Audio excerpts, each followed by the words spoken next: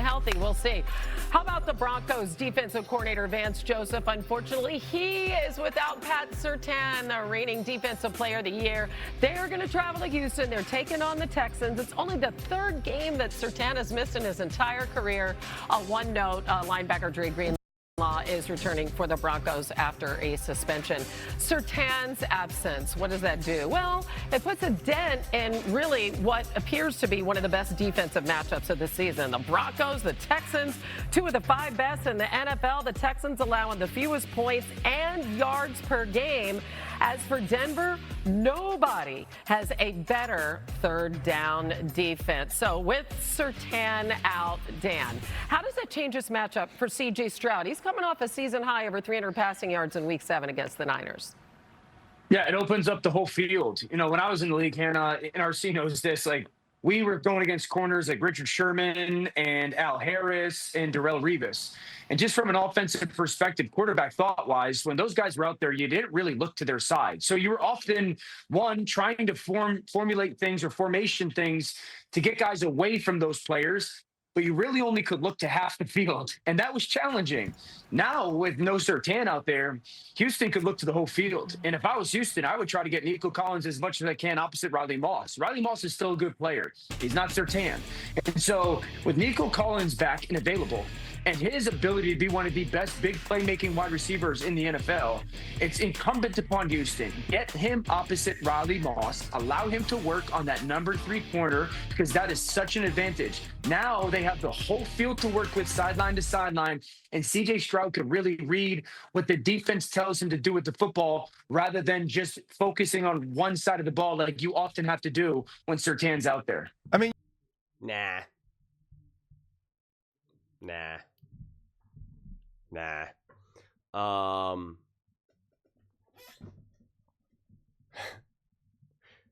That sounds all great in theory, but this Texans offense, if this was a high functioning Texans offense, then yes. Then not, nah. This is not a high functioning Texans offense. I mean, the Denver Broncos, their sack and pressure rate is just through the roof. 36 sacks, 94 pressures. I mean, it's just been insane, and it's not even particularly close. Like, let's be serious here. The next closest with sacks is the Rams with 26. No. And CJ Stroud is still being pressured at like a top 10, like literally just a tick under top 5 pressure rate. And when he's been under pressure, has not been successful. He's the 21st ranked quarterback under pressure. 2 touchdowns, 3 interceptions, 52.2% completion percentage, 320 yards. And again, I don't put this all on CJ by any stretch of the imagination. This is about the Texans offense. I think the Texans offense is, just hasn't been good. I'll just leave it at that. I'm keeping this a Broncos video right now. He has a 56.8 passer rating right now. So when under pressure. So yeah. When CJ has been formally blitzed, so when it's like an actual official blitz, he's dead last in the NFL in offensive rating, 40.6, 2 touchdowns, 2 interceptions. Surprisingly, 71% completion percentage, 535 yards. Which again, that's what I'm trying to say. Like this is not value statements or judgments on CJ Stroud. This is just how successfful this offense has been. To put this in context, the Denver Broncos, when formally blitzed, Bo Nix, 7 touchdowns, 1 interception, 537 yards. So, yeah, these things matter just a wee bit. So yeah, listen, missing out on Surtain's going to matter, obviously, undeniably, but I feel that the way how Orlovsky was talking about it, just like, oh, Surtain's gone, like now this completely opens up the field. Like now it's just like, oh, CJ, like yeah, again, if this was a an offense that actually had momentum. Yeah, they played well for 1 week against a badly injured 49ers team. And, I watched the Seahawks-Texans game, and I'm watching that game, and I just feel bad for CJ the whole time. And, that's been my take this whole season. I feel bad for CJ. Like, I keep saying, I refer to him as a victim. He's just a victim. It's just bad football. And I can't see why that's going to change on Sunday with the Broncos. I just can't. It would be pretty disappointing. And I would not come on here on Monday, or I'll be making a post-game clip for that most likely on Sunday, and I won't just be like, Surtain was gone, that's a bummer. What are you going to... I would be like, no. Again, we could say that if they're going up against the Chiefs or just anyone that's playing at a higher level. The Texans are not playing at a higher level. Their offense is not good right now at all. It's just not. It's just not.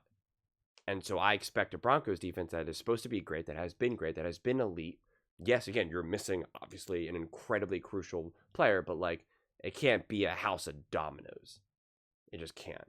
Or a house of cards, I guess, was probably the actual saying.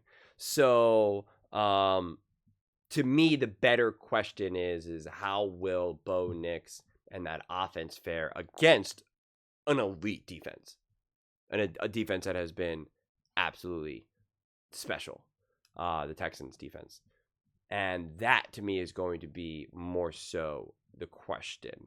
And if CJ and that offense is able to get any momentum, are able to put up some points, and if the Broncos find themselves backed up against the wall a little bit, do they have an answer offensively? If there's any type of initial advantage within the game where now the defense can kind of get after Bo, be a little bit more aggressive.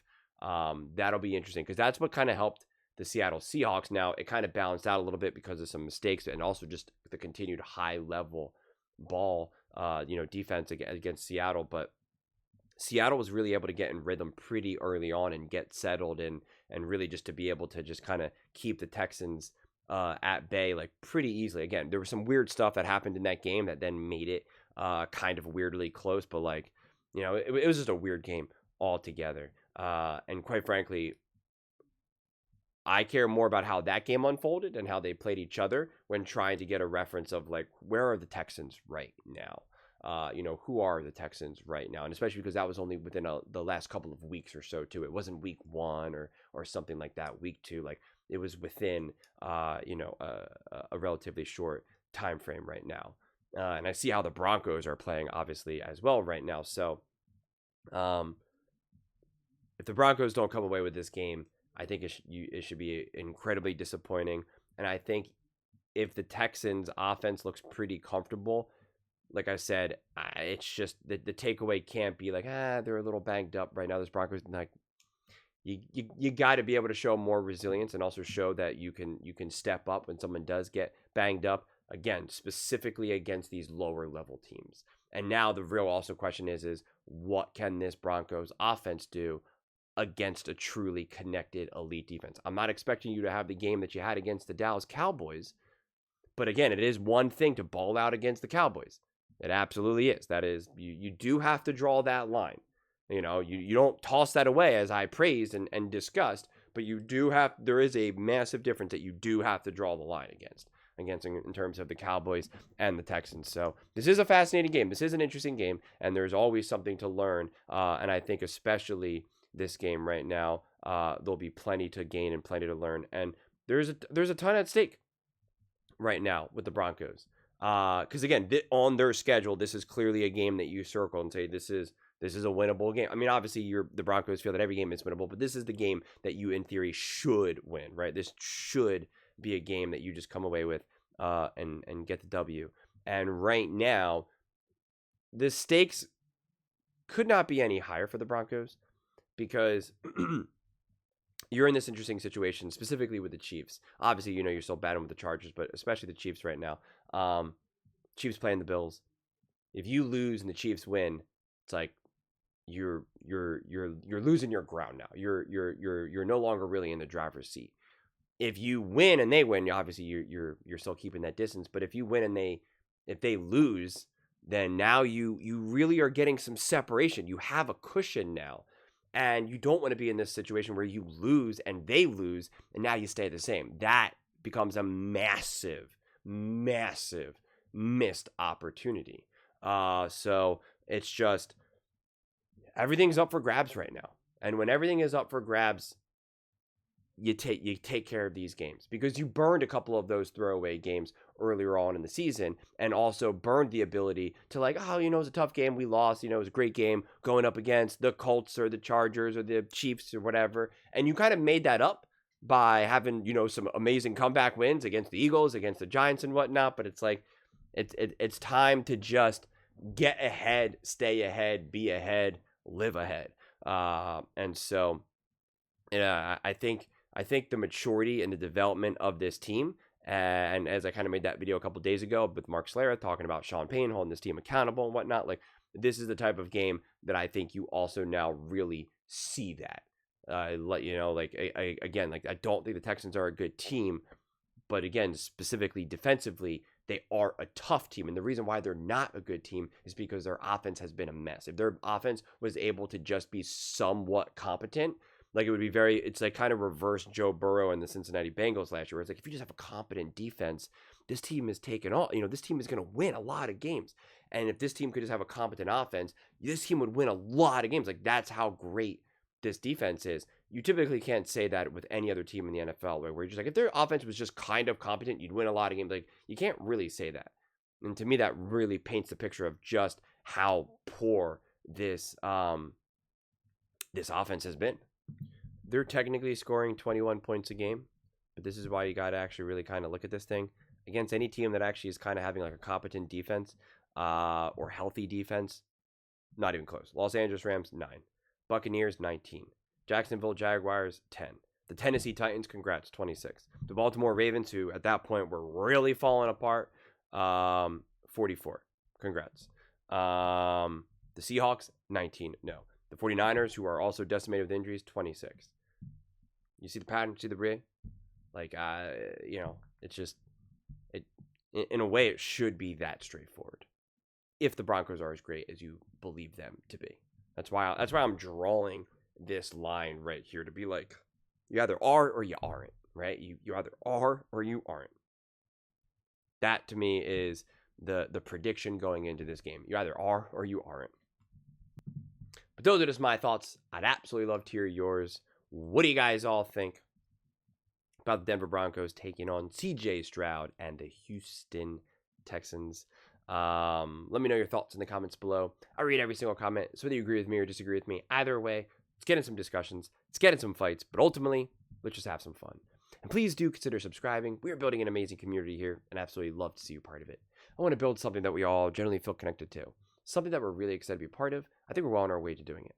And please don't forget to give this video a thumbs up, as it really does help the visibility and the algorithm. Thank you so much. See you next time.